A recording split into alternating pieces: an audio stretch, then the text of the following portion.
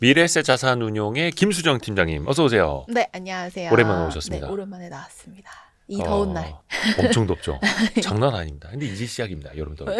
그렇다고 하더라고요. 근데 증시도 뜨거워지고 있는데 어. 주변에서 뭐 좀 많이 느껴지세요? 그러니까 과거에 아유 국장 탈출은 지능수이다 막 이렇게 떠나셨던 분들이 네네. 다시 막 돌아오는 게 느껴집니까? 많이 돌아오시고 계신 것 같고 실제로 숫자도 그렇고 그리고 아직도 돌아올 가능성이 있다라고 저는 생각을 하고 있습니다. 아직 다 안 돌아왔다. 아직 많이 그렇게 막 엄청나게 다 돌아오신 건 아닌 것 같아요. 제가 봤을 때는. 그러니까 저희도 그 댓글 반응을 좀 보지 않습니까? 네네. 그러면은 아직은 사람들이 그래도 주식은 안 돼. 그래도 국장은 안 될 거야라는 분들이 좀 계세요. 그러니까 이해합니다. 아직은 포모를 느끼는 단계까지도 아니에요. 네, 그래서 네, 제가 봤을 그런 때 것 같아요. 아, 이거 휴먼 인덱스는 과열은 아니다. 저는 그렇게 보고 있거든요. 저도 과열까지는 아닌 것 같아요. 뭐 다른 지표들 보더라도 그렇고 하반기 때 저희가 기대해 볼 만한 부분이 분명히 있을 것이다라고 생각을 하고 있습니다. 그렇죠. 그래서 많은 분들이 지금 들어가도 되나? 음. 코스피 3,000 넘었는데 이제 시작해도 돼요? 이런 고민들 하세요. 네, 좀 네. 도움 좀 주십시오.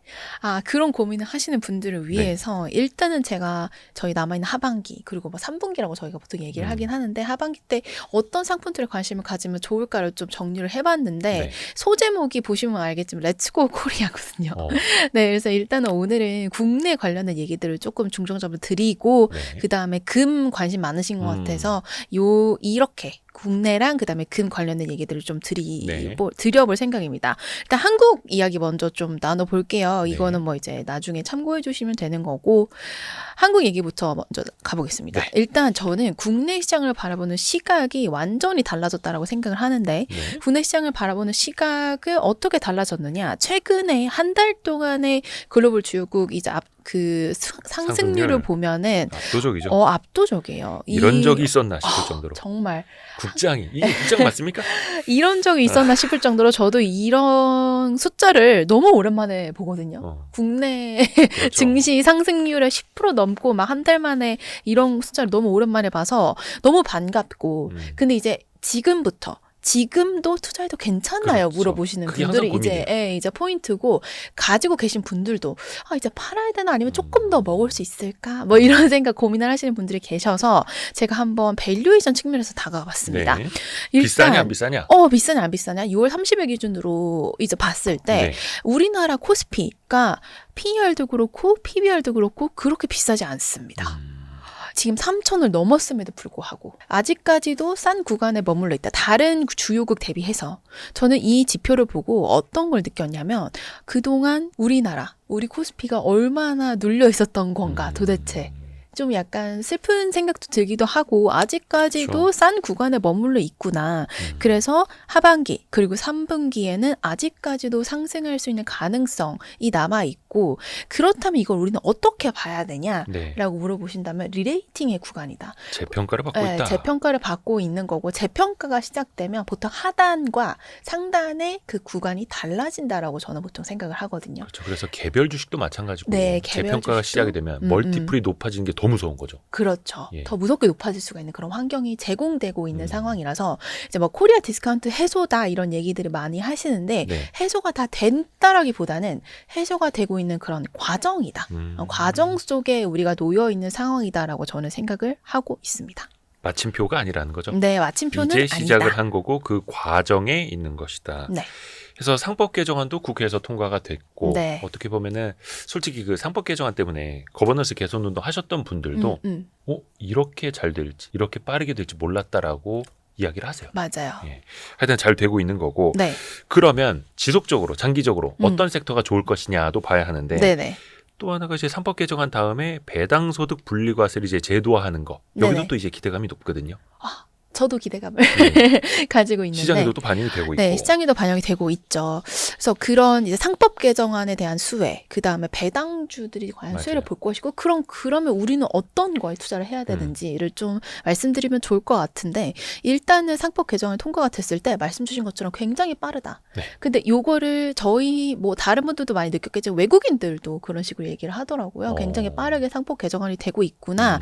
그래서 여기서 중요한 거는 뭐 여러 가지 다 중요해요. 중요하죠. 3%율도 중요하고 전자주주총회도 중요하고 물론 아직까지 집중투표제와 감사인원 분리선출은 추후 논의라고 네. 적혀있긴 하지만 맞아요. 사실 저는 가장 좀 중요하다고 생각을 했던 건 이 이사총실 의무 확대거든요. 그렇죠. 그게 상식적인 거죠. 맞아요. 이게 사실 가장 중점적으로 저는 봤던 이유가 지주회사들 때문에 그렇습니다. 이제 지주회사에 관심 되게 많으시고 투자하시는 분들 많고 이제 타이거 지주회사 ETF로 개인 투자자분들 관심을 많이 가져주고 계신데 그 이유는 이 이사총실 의무 확대 때문에 그렇거든요. 네. 이 이사총실 의무 확대라는 거는 원래는 이제 회사에만 관심을 가졌던 분들이 주주분들까지 생각한다는 건데 여기 포인트가 뭐냐면 집에 그러니까 오너의 주식과 그냥 개인적으로 가지고 계신 분들의 주주의 이제 권리가 조금 더 비슷해지는 그런 것들을 의미한다라고 봐주시면 돼요. 그러니까 대주주에게만 이익을 주고 소액 네. 주주의 몫을 빼앗아 가는 짓은 최소한 이제는 못하게 된다. 그렇죠. 하기가 어려워지는 거죠. 점점 이런 이제 의무가 확대가 됐기 할 수는 때문에. 있는데 잘못하면 소송당한다. 하기가 어려워지는 그런 환경이라고 봐주시면 될 것 같고 왜냐하면 이 지주회사들이 이 조항 때문에 굉장히 수혜를 많이 볼 것이라고 얘기가 많이 나오는 이유는 지주회사의 밸류에이션은 할인율이에요. 할인율이 뭐냐면 지주회사는 사실 본인들이 뭐 공정을 가지고 있거나 그런 건 아닌데 여러 가지 회사를 가지고 있어서 그 회사들이 가지고 있는 자산의 가치의 합이 지주회사의 밸류에이션이 되는데 그 밸류에이션의 할인율을 때리거든요. 네. 근데 그 할인율이 그렇죠. 크면 클수록 주가는 떨어지고 네. 할인율이 줄어들면 주가는 오르게 되어 있는데 네. 이 이사총실 의무의 확대가 된다는 건 지배주주와 그 다음에 그냥 개인 주주들의 권리 차이가 그렇게 크게 나지 않을 것이기 때문에 할인율을 많이 때렸던 게 이제 조금 줄어들기 시작을 한다라는 거죠.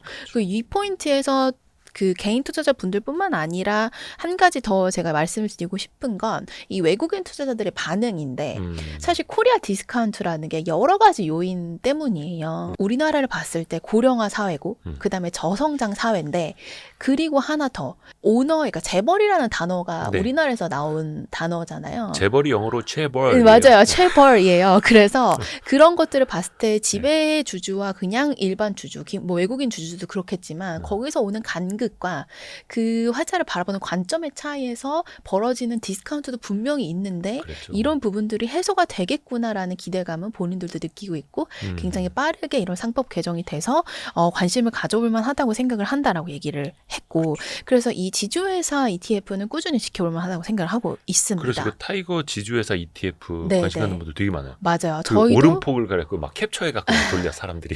저희도 느끼고 있습니다. 네. 그래서 이제 고민은 이거예요. 지금 그러면은 많이 올랐는데 너무 급등했는데 그렇죠. 괜찮을까요? 그래서 제가 말씀드리는 거는 우리나라 주식도 그렇고 특히 이렇게 저평가되어 있던 주식들은 리레이팅 구간이다. 그래서 앞으로 기대감이 남아있는 그런 상황이다라고 말씀을 드리고 싶고 그다음에 배당 관련돼서 얘기를 주셔가지고 네. 이제 배당 관련된 것들을 좀 정리를 드리면 사실 이재명 대통령은 이제 선거 기간 동안에도 배당 소득세에 대한 과세에 대해서 여러 가지 이야기를 한 적이 있는데 이런 말을 하신 적이 있습니다. 배당성이 높은 기업에게는 배당 소득세를 낮춰주고 낮은 곳에게는 불이익을 주겠다. 이런 얘기를 하셨는데 사실 이렇게 되면은 배당 소득 관련해서 세금 부담이 줄어들면 기업들은 배당 성향을 높이겠죠. 그렇죠. 그랬을 때 이득을 보는 것은 배당주 투자자분들이다. 그래서 이제 물론 달라질 수도 있는데 이 이소영 더불어민주당 의원이 4월 24일 날 발의됐죠. 대선 전에 발의를 했는데 통과가 안 됐던 그런 법안인데 네.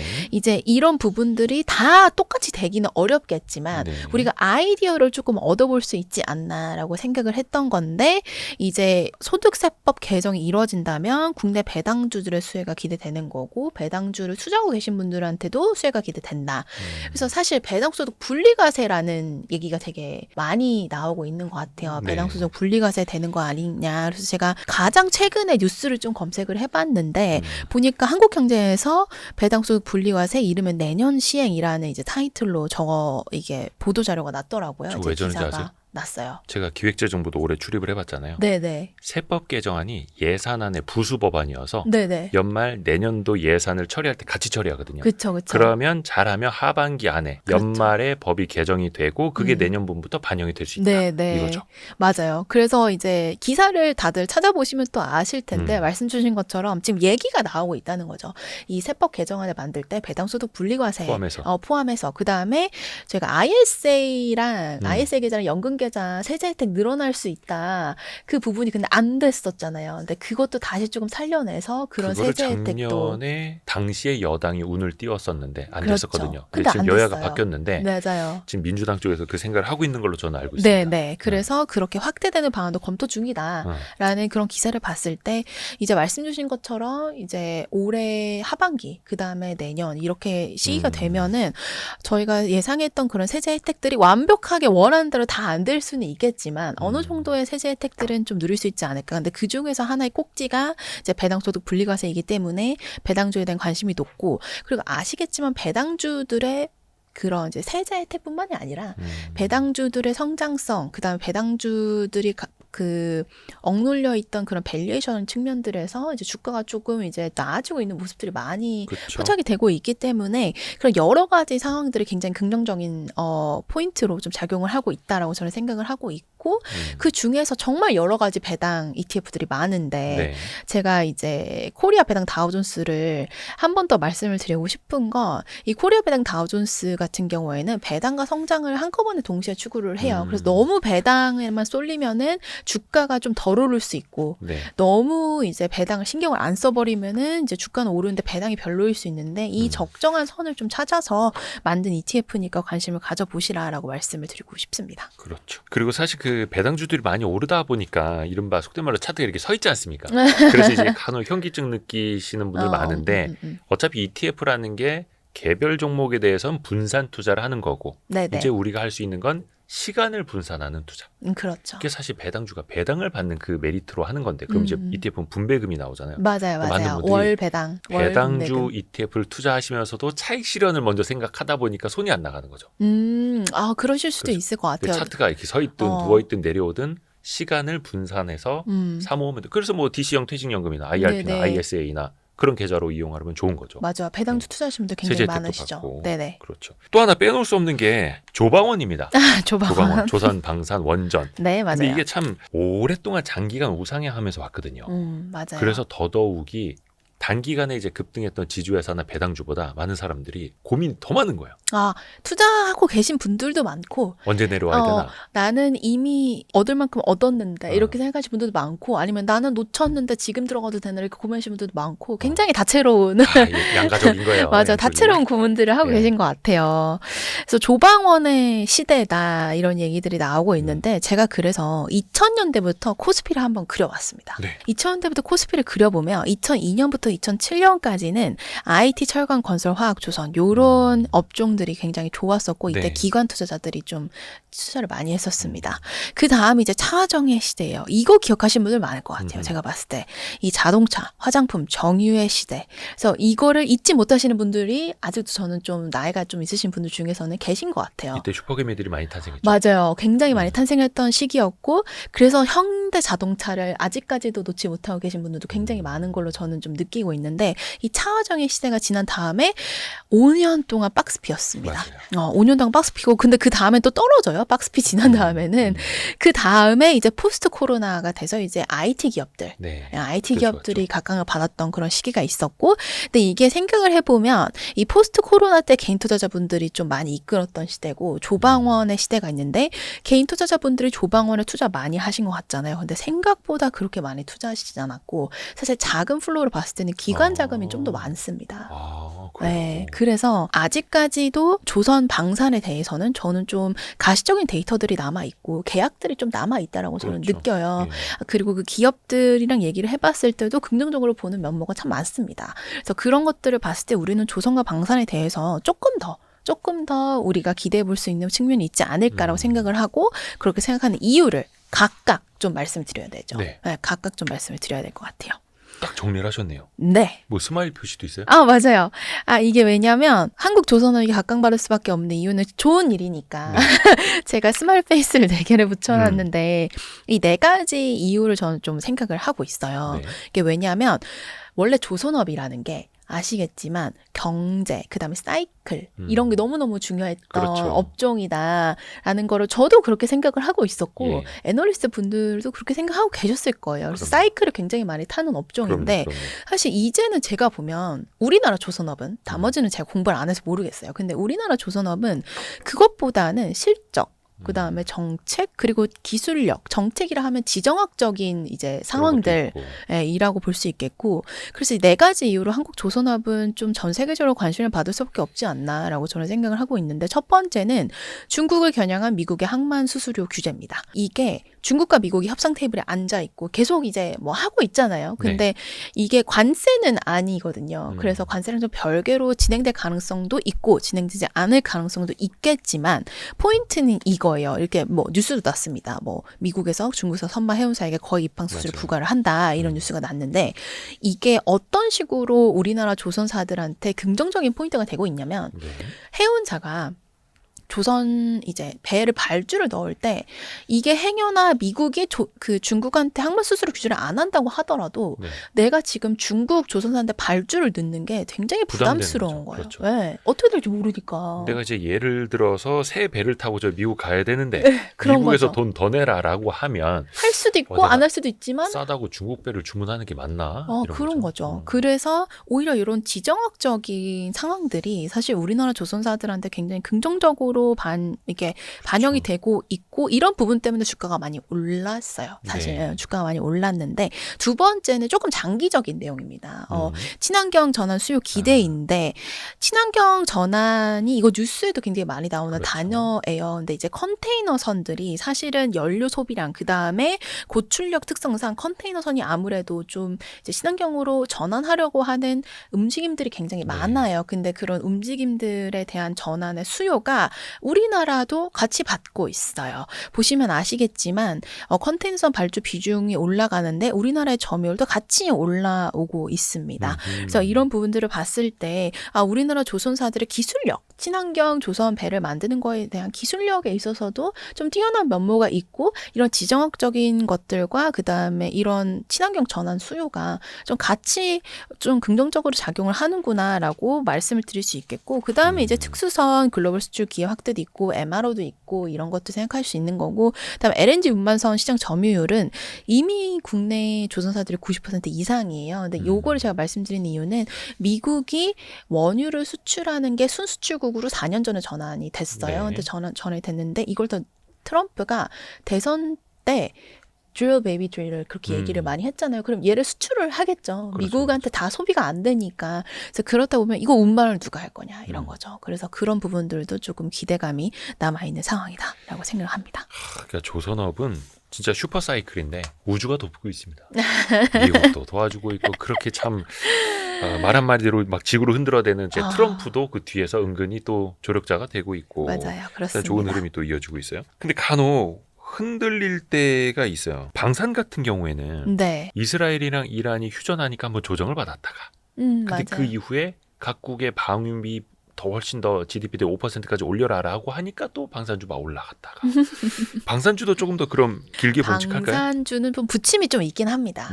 어쩔 수 없이 뉴스에 이제 부침이 있기는 한데 저는 하락세가 있었고 그 다음에 이제 저희 촬영 일자 기준으로 또 다시 또 조금 올라오는 반등하고 이런 모습들이 보여지고 있는데 사실 국내 방산은 저는 좀 장기적인 그림이라고 보고 방산 자체가 글로벌적으로 봤을 때 좀 장기적인 그림으로 다가가야 된다라고 생각을 하고 있어요.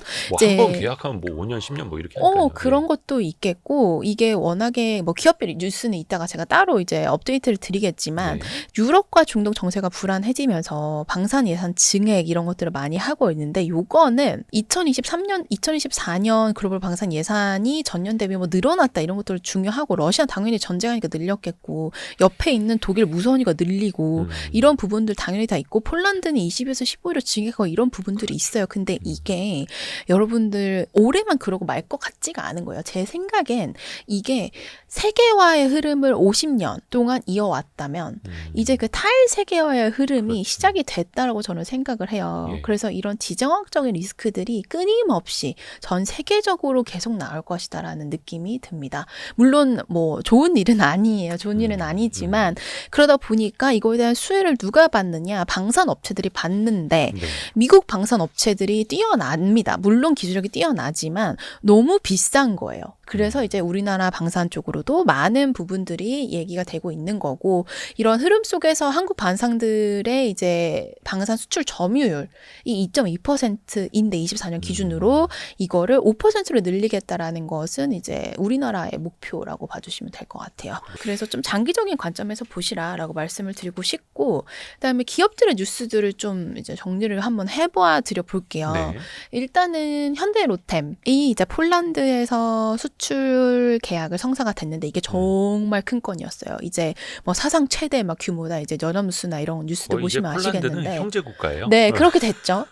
그렇게 최고의 됐어요. 고객, 예. 네, 최대 고객이 됐는데 이게 의미하는 바를 좀 생각해 보시면 좋을 것 같아요. 폴란드하고 끝 이런 게 아니라 사실 폴란드 옆에 다른 작은 나라들이 있거든요. 네. 뭐 슬로바키아부터 해서 루마니아부터 해가지고 다른 러시아 때문에 신경 쓰이는 맞아요. 나라들. 신경 쓰이는 나라들이 굉장히 많아요. 그리고 역사적으로 본인들이 러시아의 역사적 지배를 받았던 기간도 있고 그러다 보면은 방산 관련되어 있어서 얘네도 했네. 그럼 우리도 좀 해볼 수 있지 않을까? 너네 그 탱커 어디서 사왔니? 뭐 이런 거죠. 그런 네. 느낌으로 확장될 가능성에 대해서 저희는 생각을 해봐야 된다라고 말씀을 드리고 싶고 그러다 보면 중동도 이제 관심을 가질 수 있다. 그래서 글로벌적으로 존재감을 드러내는 게 사실상 이제 시작이 됐고 우리나라 기업들도 많이 노력을 하고 있고 그러다 보면은 장기적인 관점에서 좀 여러 가지 긍정적인 뉴스들이 앞으로도 꾸준히 나올 수 있지 않을까라는 생각이 듭니다. 타이거에 진짜 라인업이 정말 많아요. 방금 이야기했던 K 방산 N 우주 맞아요. 있고 조선 탑10 맞아요. 또 있고 코리아 배당 다우존스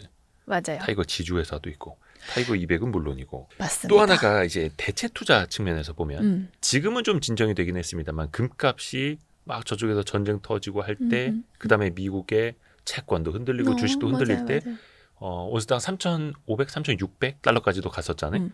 그래서 약간 이제 분배 차원에서 자산 배분 차원에서 금을 여전히 보시는 분들도 많거든요. 맞아요.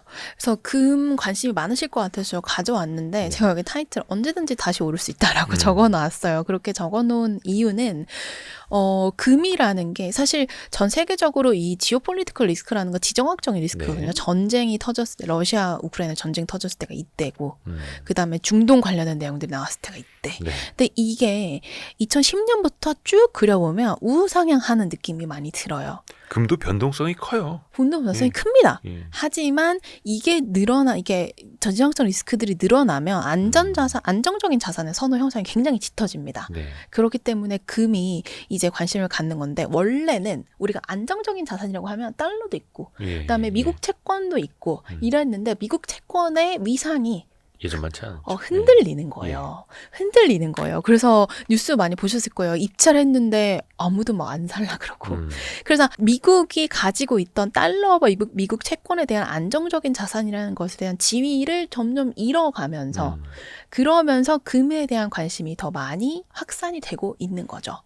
그러다 보면 그런 이제 트렌드들은 굉장히 장기적인 트렌드고 쉽게 바뀌기가 어려운 트렌드라고 저는 생각을 하고 있습니다. 그래서 뉴스가 나올 때마다 금 가격은 언제든지 오를 수 있고 그리고 원래 달러랑 금은 반대로 네, 가잖아요. 그렇죠. 금을 달러로 사니까. 네, 금을 달러로 사니까 그래서 이제 달러 인덱스가 좀 진정이 되고 있는 그런 국면에서는 금이 아무래도 관심을 받을 수밖에 없다. 그리고 금 가격에 대해서 막 네. 상승 폭을 엄청나게 많이 바라고 가시는 분들도 있겠지만 말씀 주신 것처럼 코스닥 개별주처럼 그런 포인트라기보다는 말씀 주신 방향대로 가는 게 맞습니다. 그렇죠. 자산 배분의 차원에서 안정적인 자산에 나의 자산의 일부를 뭐 담아 놓는다 이런 컨셉으로 이제 다가가시면 좋을 것 같습니다. 그렇죠. 해서 이거는 금으로 단기간에 내가 시세 차익을 봐야지 혹은 금값 많이 올랐다 아이고 배야 하면서 사는 게 아니라 그렇죠. 자산 배분 차원으로 해놨다가 다른 위험 자산이 떨어지고 안전 자산이 금값이 오르면 오른 만큼 살짝 팔아서 떨어진 위험자를 더 담는 그런 좀 식으로 밸런스 전략으로. 그쵸. 밸런스를 맞추고 포트폴리오에 그렇죠. 짜시니까 네, 그렇게 말씀을 드립니다. 오, 진짜 다양한 포트폴리오 어떻게 보면 메뉴판을 펼쳐주셨습니다. 아, 그렇습니다. 마지막으로 또 해주실 말씀이 있다면요? 제가 앞에서 보여드렸던 뭐 표가 있는데 사실 메뉴판. 여기서 말씀을 못 드린 부분들이 좀 있기는 한데 네. 이거는 제가 시간 관계상 다 말씀드리기는 어려울 것 같고 이 표 참고해 보시고 그리고 제가 이제 1시간 정도를 라이브를 하는데 그거는 네. 이제 저희 채널에서 해요. 타이거 ETF. 네, 타이거 이태브 채널에서 하는데 뭐 시간 괜찮으신 분들은 이제 그거 보시면 하나하나 다 이제 설명을 자세하게 드리니까 보시면 될 것 같고 요즘 국장이 굉장히 좋고 저희도 기분이 좋고 투자자분들도 기분이 좋은 그런 나날들이 계속 지속됐으면 좋겠고 코리아 디스카운트가 이제 해소되는 그날까지 모두들 화이팅 했으면 좋겠습니다. 그렇죠. 앞에서도 보여주셨습니다만 코스피 엄청나게 올랐는데 올해만 거의 한 30% 가까이 올랐는데 맞아요. PER 이제 10배 조금 넘는 PBR 1배 조금 넘는 맞아요. 다른 나라랑 비교했을 때는 이제 한 어깨 정도 왔을까요? 어깨 정도 온 걸까요? 잘 모르겠나. 여전히 정말 다른 나라에 비해서 그렇죠. 가장 밸류에이션이 갈 길이 멉니다. 갈 길이 좀 멀다. 그리고 사실 투자라는 건 아까 제가 뭐 DC형 퇴직연금, IRP, ISA도 말씀드렸습니다만 오래 해야 된다는 거. 평생 하는 거니까 계속해서 또 같이 배워나가시죠. 오늘 도움 말씀은 미래에셋 자산운용의 김수정 팀장님이었습니다. 고맙습니다. 네, 감사합니다. 고생하셨습니다. 네.